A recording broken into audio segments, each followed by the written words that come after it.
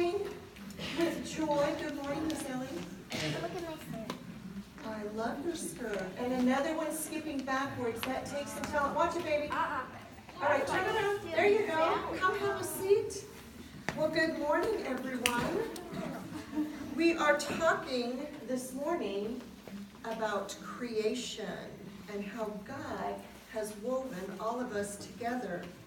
Now, the Bible, the very first words in the Bible, tell us about the beginning of life on this planet, about the creation of the world.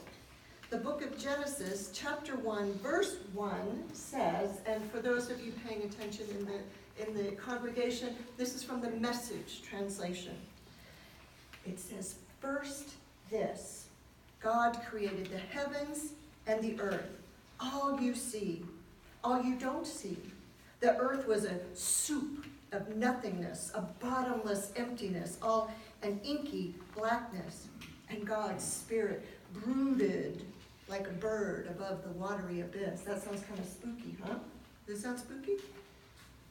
Maybe? It sounded spooky to me, I don't know. But then God said, "Light." And a light appeared.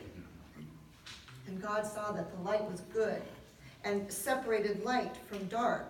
God named the light, what did God name the light? Day. And what did God name the dark? Night, exactly. So the first thing God created was light. And without light, there can be no life as we know it. Because plants need, what do they need to grow? Sunlight, exactly. And what do animals eat? Plants who need the sunlight, right? So God... But there's no animals in here. There's no animals. Well, No animals in there might be one or two. I've seen them. So God begins creation with light. And the Bible goes on to explain all the wonderful things that God created to make the world. The sky, the seas, the dry lands, the plants, the sun, the moon, the stars, animals that live in the sea and on dry land, birds in the sky, from cows to bugs, and every animal in between. God created bugs. God created bugs. I know, right? Well, finally, God created human beings. Men and women, boys and girls. And the Bible says, and God saw that everything that God had made was good. And indeed, it was very good. Ellie, keep your hands to yourself, love. She's okay. Now, there's a lot of important stuff in this first chapter of the Bible, isn't there? We started off with nothing, and then we ended up with an entire beautiful, marvelous universe. A universe that looks like that. Ooh. I saw that. Did you see it? That's because you have pretty eyes, right? Ooh, what about that? Did God create that? Yeah. How about, ooh. Yeah. Is that God's creation too? Yeah? Well, creation is amazing, right? It's miraculous even. And we are all woven together through creation. First light, just plants, then animals, and then people. And each one relies on one another. And the more we all love and work together, the more that we can be the people God created us to be. Miss Ellie, you had a question? Well, since there are 5 colonies, North America, South America, Antarctica, Europe, Yep. Asia, Africa, Yeah. Australia.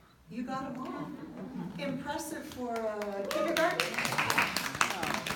Is it any wonder that our boy or girls are just smart as anything? There's no wonder. Well, there's 2 again, but now there's 3. Oh, there's 3. Yes, I know, dear. All right, well, let's have a prayer. Creator God, we thank you and praise you for all the wonders of nature. Thank you for creating such a beautiful world, for the mountains and oceans, the sun and the moon, and the tall trees and the tiny little flowers. Thank you for fish and birds and cows and cats and people. We thank you for placing us here in your marvelous world and for weaving us together so beautifully. Amen. So I have a project for you. This is what the finished product will look like. Everyone say, ooh, ah. So what I've done is I have started it off for you. So the blue represents what? What could the blue represent? The ocean, the water, yeah? And what could the yellow represent? The sun? The light, yes, exactly. So this could be sky, it could be water, it could be the color of your eyes. And then I have blue as brownies. that's fabulous.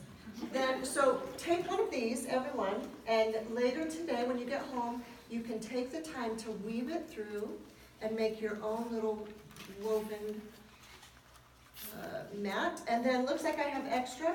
So keep one and share one with someone who looks like they might need to do a little weaving today. Oops, sorry. Also. And I'll keep one for Cameron. Awesome. All right, it's time for Sunday school.